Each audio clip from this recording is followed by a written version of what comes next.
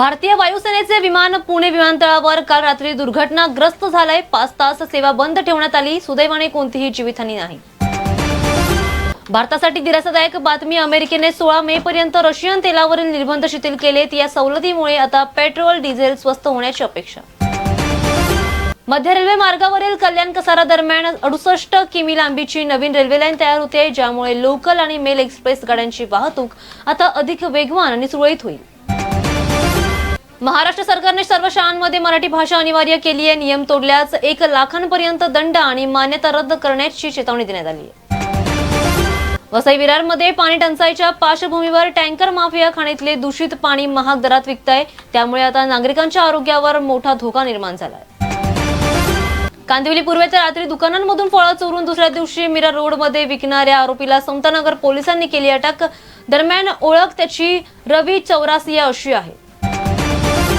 मुंबईच्या महापौर रितू तावडे यांनी महिला आरक्षण विधेयक फेटाळल्याबाबत विरोधकांवर टीका केली आहे। त्यांनी राहुल गांधींवर सुद्धा महिला सक्षमीकरण रोखल्याचा आरोप केलाय। कल्याण डोंबिवलीत सफाई कर्मचाऱ्यांनी वेतन उशिरा मिळाल्याने संपाचा इशारा दिलाय। मनसेनेही त्यांना पाठिंबा दिलाय, त्यामुळे स्वच्छतेबाबत चिंता वाढली।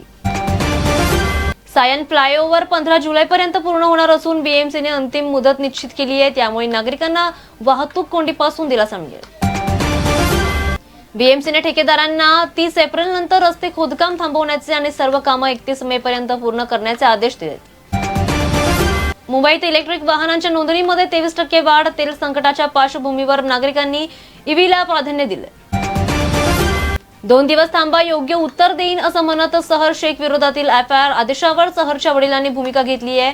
लवकरच पुराव्यांसह सत्य समोर आणणार असल्याचं त्यांनी म्हटलंय। मुंबई नाशिक महामार्गावर भीषण अपघात झाला असून नवविवाहित बँक कर्मचाऱ्यांच्या दाम्पत्याचं दुर्दैवी निधन। 1 मे पासून व्होल्वो कंपनीच्या कार महाग होणार असून कंपनीत 1 लाख रुपयांपर्यंत वाढ होईल। उत्पादन खर्च आता वाढलाय।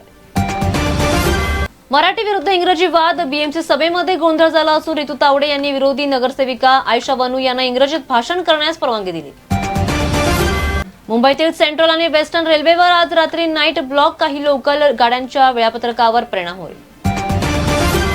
वेस्टर्न रेल्वेच्या पालघर उमरोली दरम्यान मेगा ब्लॉक जाहीर करण्यात आलाय। डहाणू वैतरणा मार्गावरील गाड्या प्रभावित होतील। टीसीएस प्रकरणात नाशिक पोलिसांनी निदा खान यांच्या पतीला मुंब्रा येथून ताब्यात घेतलाय। चौकशीमध्ये अनेक खुलासे होण्याची शक्यता।